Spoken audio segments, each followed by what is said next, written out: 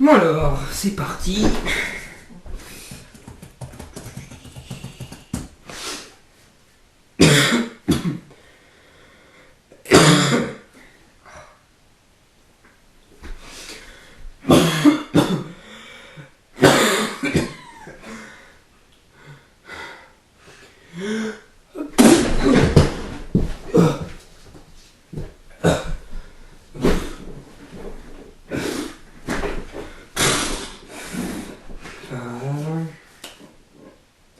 Salut à tous les gobeurs d'infos, moi c'est Mathéo.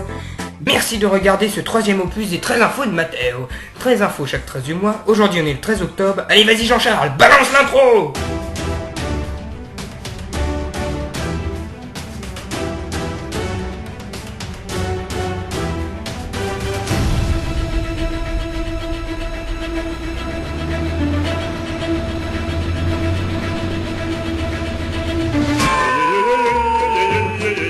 Merci Jean-Charles, allez c'est parti, on commence.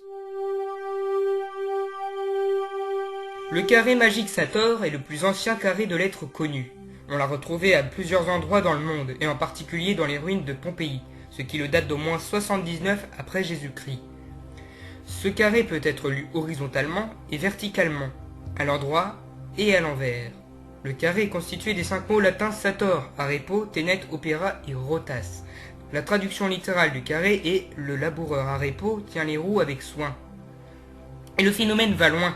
Si on attribue un nombre à chaque lettre de l'alphabet, sachant que A est égal à 1, B est égal à 2, Z est égal à 26, les mots du carré ont pour valeur totale 73. Pour Sator, 55 pour Arepo, 64 pour Tenet, 55 pour Opera et 73 pour Rotas. Ces valeurs peuvent être sommées à nouveau. Elles font toutes 10, puis 1. Pire encore, on peut écrire paternoster, notre père en latin, avec les lettres du carré. Quand on enlève les lettres formant paternoster, il reste le A et le O, l'alpha et l'oméga, première et dernière lettre de l'alphabet grec, qui symbolise l'éternité du Christ dans la tradition chrétienne. Ça fait flipper, non? Les procédés mnémotechniques sont destinés à aider la mémoire. Parmi ces procédés, les phrases mnémotechniques permettent de se souvenir de certaines choses plus facilement en apprenant par une phrase. Mon préféré, c'est l'ordre des planètes du système solaire en partant du Soleil vers le plus loin. Ça fait Mercure, Vénus, Terre, Mars, Jupiter, Saturne, Uranus et Neptune.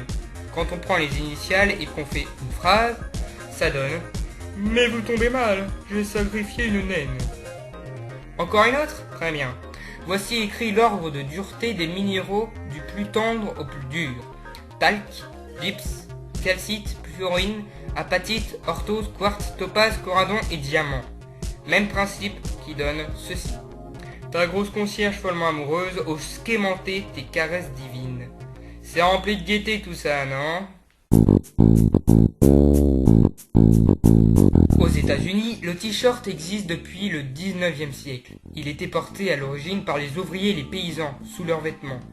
Son nom vient du T, car il a la forme d'un T, et de shirt, c'est-à-dire chemise en américain.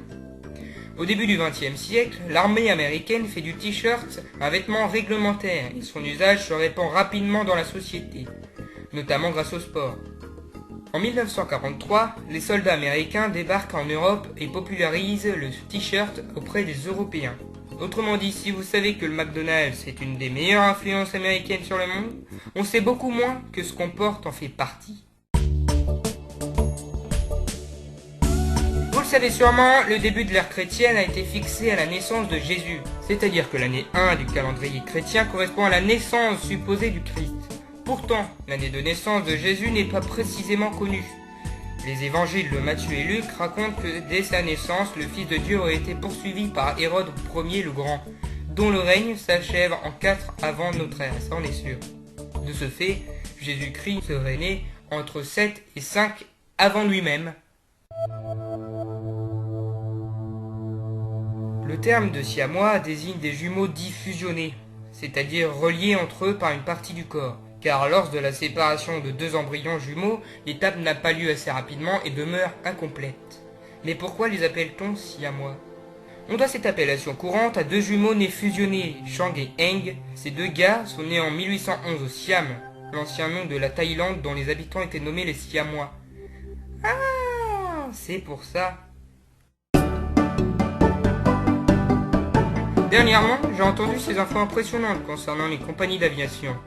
En 1987, la compagnie d'aviation American Airlines fit une économie annuelle de 40 000 $ en supprimant une olive de chaque salade servie en première classe. De même, en 2000, la compagnie américaine Southwest Airlines économisa plus de 300 000 $ par an en supprimant 3 cacahuètes de ses sachets apéritifs. Bah ouais, la compagnie a servi 94 millions de sachets cette année-là.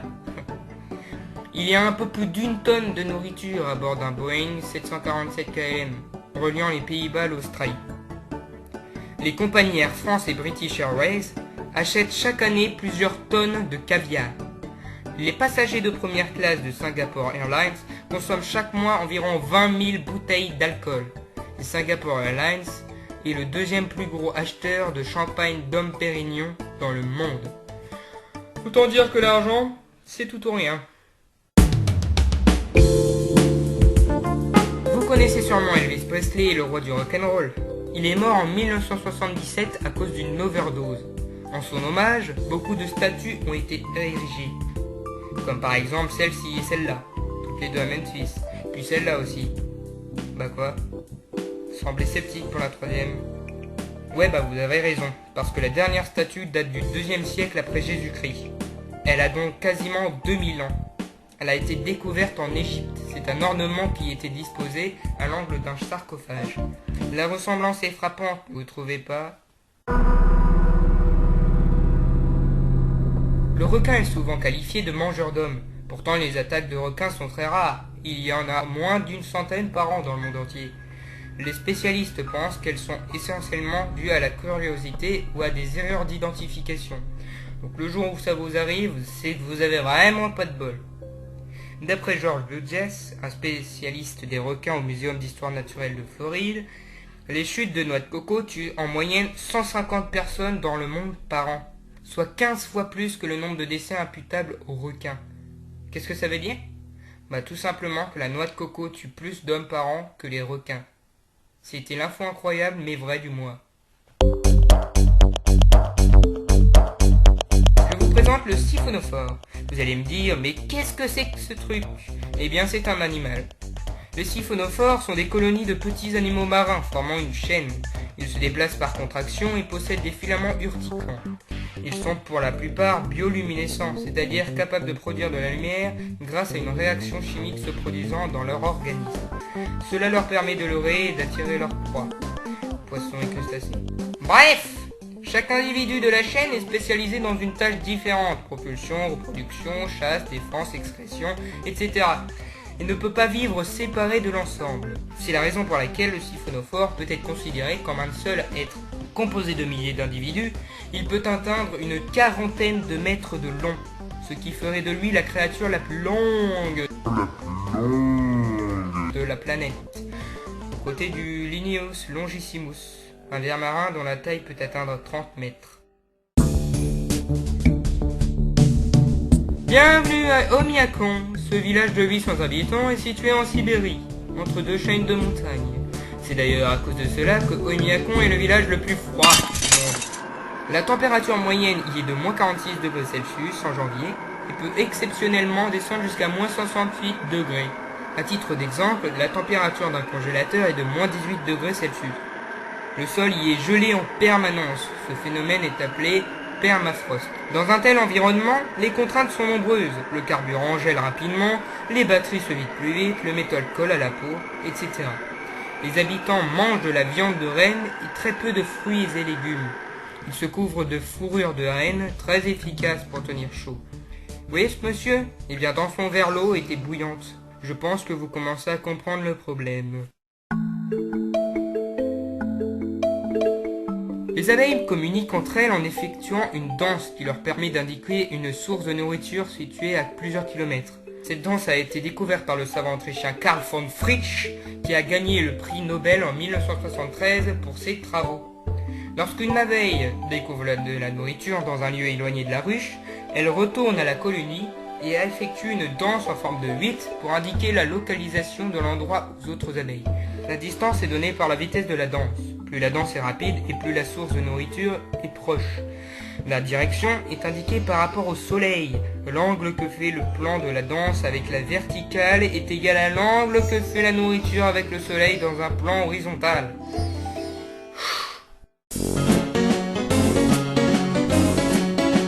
Matt Groening est un dessinateur, célèbre pour avoir imaginé les Simpsons et Futurama. Et il a tenu à ce qu'on le sache. En effet, si vous regardez bien les dessins de ces personnages, vous constaterez en effet qu'on peut y lire les lettres M et G, initiales de Matt Groening. Chez Homer Simpson par exemple, c'est un trait de cheveux qui figure un M, tandis que son oreille dessinerait un G, avec un peu d'imagination. Chez Fry, on retrouve le M à divers endroits de sa coupe de cheveux, et toujours le G dans l'oreille. À bien observer d'autres personnages de Matt Groening, on pourrait penser que le dessinateur a pris l'habitude d'utiliser des M pour dessiner les coiffures. Voici quelques exemples avec les crêtes de cheveux de Bart, Lisa et Maggie Simpson. Un dernier exemple avec Turanga Leila, personnage de Futurama, un M dessiné à gauche de sa frange. C'est un petit rigolo ce Matt Groening. En juin 1783 eut lieu l'une des éruptions volcaniques les plus importantes de l'histoire. Un volcan islandais, le Laki, projeta d'énormes quantités de poussière et de gaz dans l'atmosphère pendant plusieurs mois. Des nuages de fumée se diffusèrent sur l'Europe, masquant en partie les rayons du soleil et provoquant un refroidissement dans tout l'hémisphère nord. Les hivers furent exceptionnellement froids, il y eut de grandes sécheresses et même des orages de grêle très violents. Ces événements climatiques extrêmes contribuèrent de manière significative à la pauvreté et à la famine. Or, en 1789, les paysans sont révoltés. Ils ont trop d'impôts à payer et leurs récoltes ne sont pas suffisantes. Par la pression du peuple, le roi Louis XVI est obligé de convoquer les États généraux. Et vous connaissez la suite de l'histoire. Bref, vous avez parfaitement compris, mesdames et messieurs, un volcan est à l'origine de la Révolution française. C'est la fin des 13 infos de Matteo. Merci d'avoir regardé cet opus numéro 3, j'espère qu'il vous a plu. Abonnez-vous au Studio Matteo pour ne pas rater un seul opus, victimisez le pouce bleu et martyrisez votre clavier dans les commentaires. Vous pouvez aussi mater les précédents opus. Je vous retrouve le vendredi 13 novembre pour un nouvel opus, un opus spécial encore plus déjanté que les autres. Allez, à plus les gobeurs d'infos.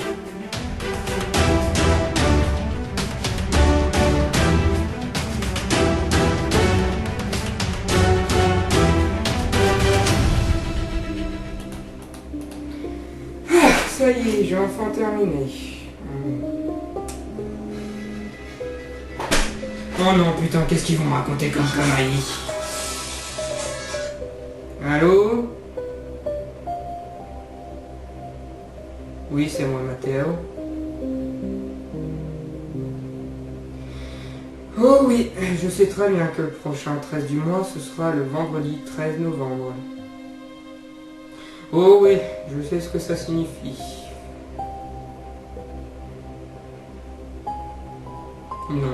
Non, j'ai pas besoin de quelqu'un, non, merci. Non, j'insiste. Ok. Au revoir.